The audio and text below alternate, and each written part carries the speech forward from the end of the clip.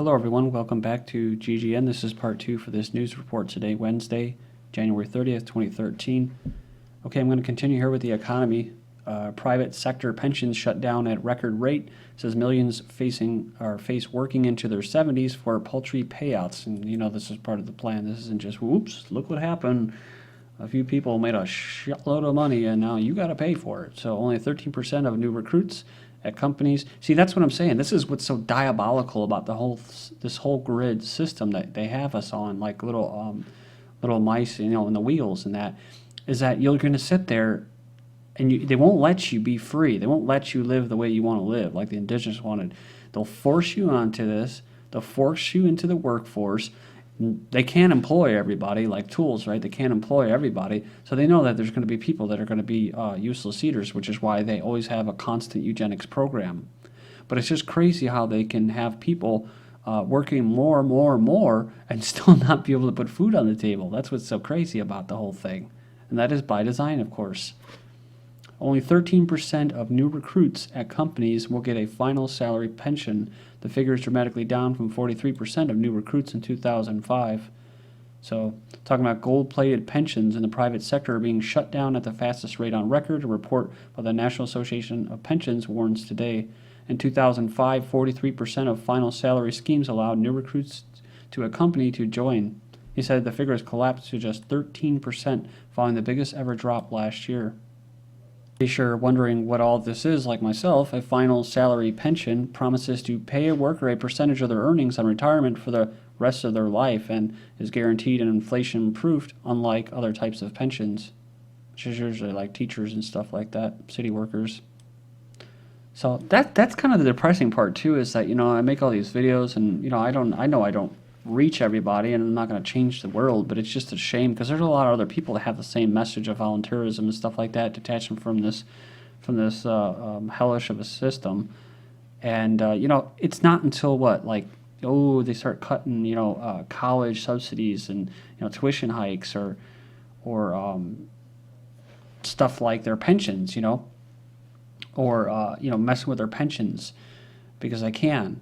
And then, the people their children getting narcolepsy from a vaccine in school, or having training drills of shooters scaring the crap out of kids without their permission, right? Without notifying parents first, and then they act surprised that it happens.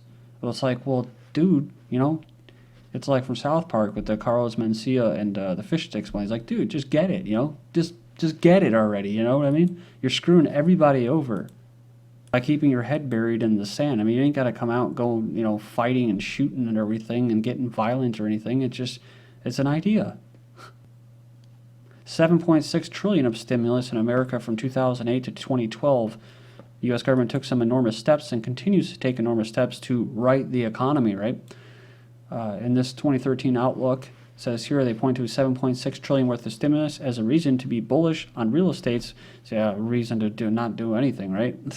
Again, they're advising you to do this. 7 trillion is probably just, at least half the number that it was in 2009. So, U.S. taxpayers are set to lose $27 billion from financial bailouts, as a report goes on here. It says U.S. taxpayers can expect to lose even more than the estimated U.S.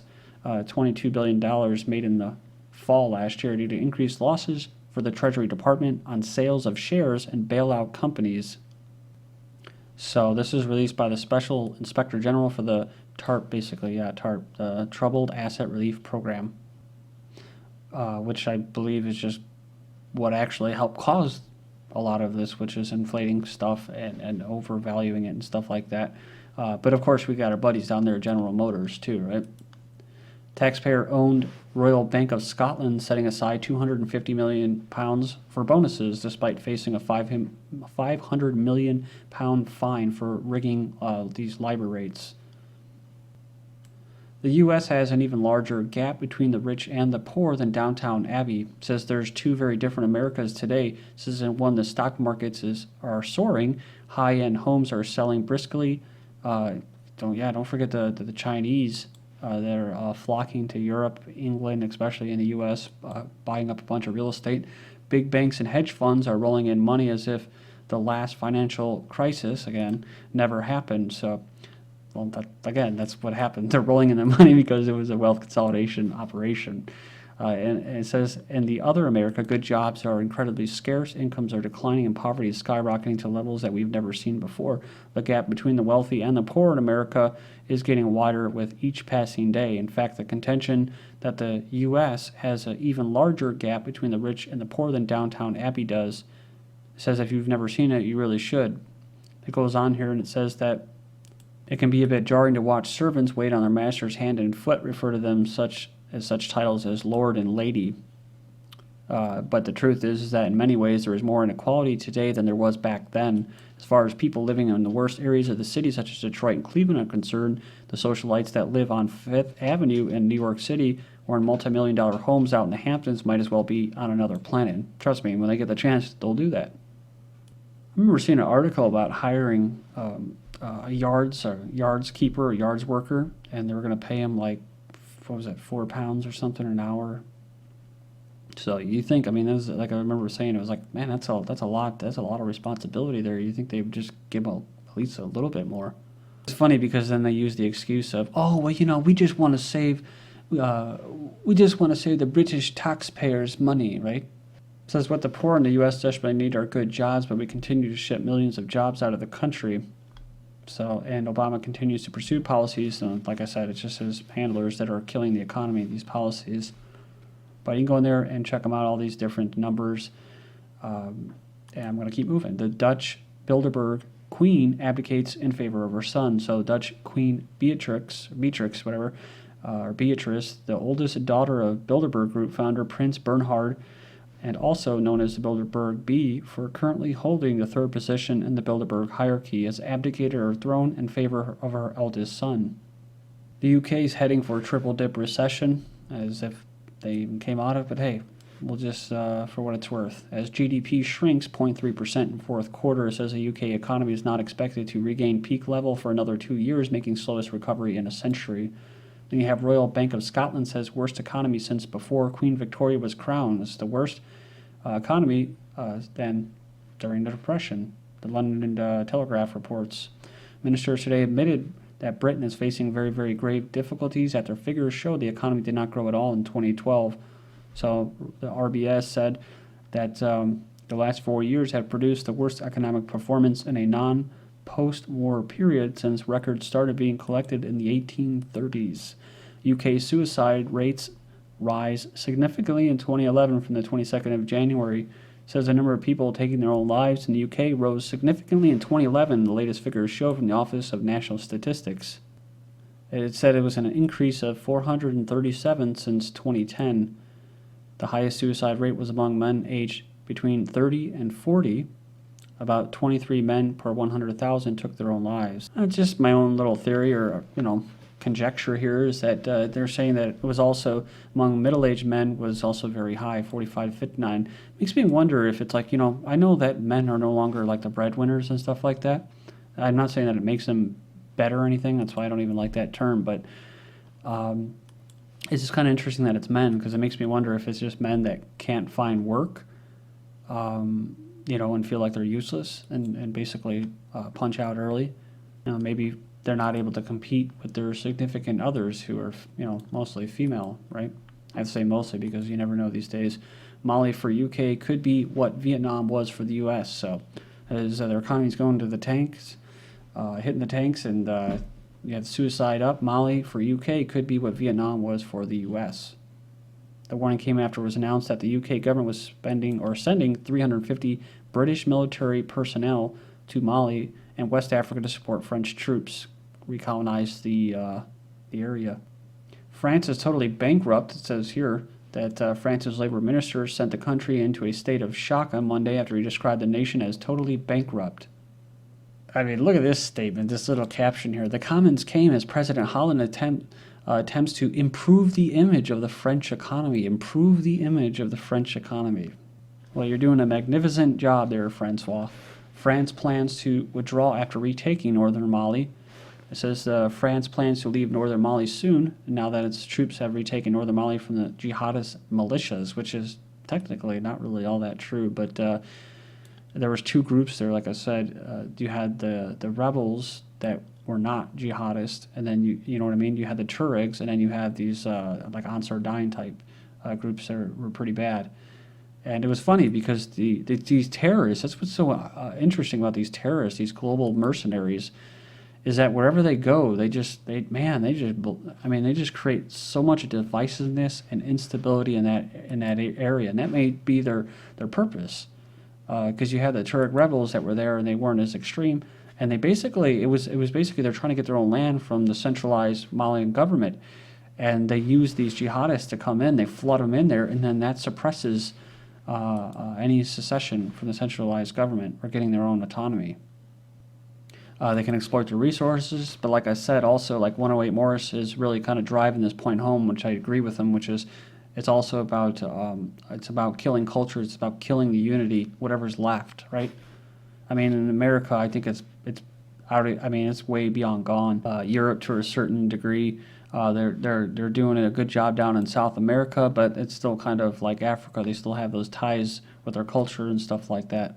You know, they got China, and they're doing their own thing. I mean, they've had to go through the whole thing like Russia, getting beaten down with having the Bolshevism and stuff like that imported into their country, instituting fabricated famines, starving people, especially the government in China. I remember covering an article just recently about how the Chinese government trying to get everybody out of the rural areas into these big mega cities. Of course, the big kicker is, of course, the one-child policy, which is making these, creating these, what do they call them, boy princes, whatever the heck they call them. But yeah, so I guess they're going to be planning to head on out of there already. Canadian Special Forces are on the ground in Mali, so you've probably seen this. Canadian Military Special Forces are in Mali protecting Canada's embassy. So I guess they predict some stuff to go down as if it's not really over. It's not going to be over. That's what they're going to do. Create the destabilize so that you can have legitimate presence there. Quote, legitimate presence. EU ready to help Mali to rebuild its army. The European Union has a vital role to play in rebuilding Malian army that is badly paid, poorly equipped, and seriously weakened by a year of defeats. You have 2 killed, 5 injured in Israeli airstrike on Syrian Research Center. And the only thing you're hearing is about the title in the mainstream media is that, oh, Israel in a rare airstrike inside Syria.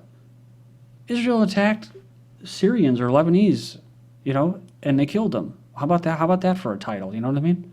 Syrian army says 2 people have been killed and 5 others injured in an Israeli airstrike on a scientific research center, so near the capital, Damascus. It says Israeli fighter jets violated our airspace at dawn today and carried out a direct strike on a scientific research center and in charge of raising our level of resistance and self-defense, said Syrian army.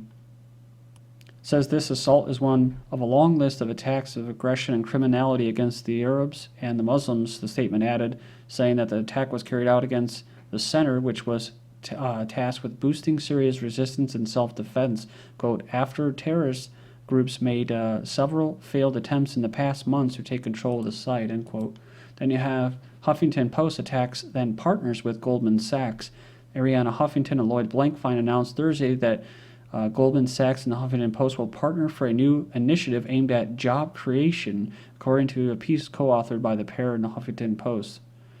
So, in 2008, Goldman Sachs made a $100 million investment through its 10,000 Women program. The initiative provides women-owned small to medium businesses in more than 20 countries with a business and management education, access to mentors, and links to capital.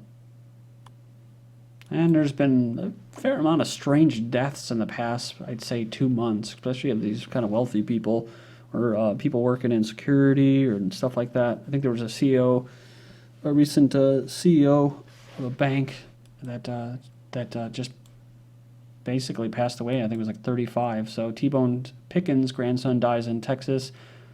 And he says the 21-year-old grandson of the Texas oil tycoon died Tuesday after being rushed to a Texas hospital.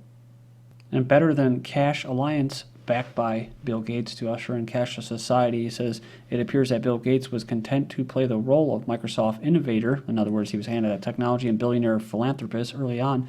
He decided that the second half of his life deserves a more open and slightly more honest twist.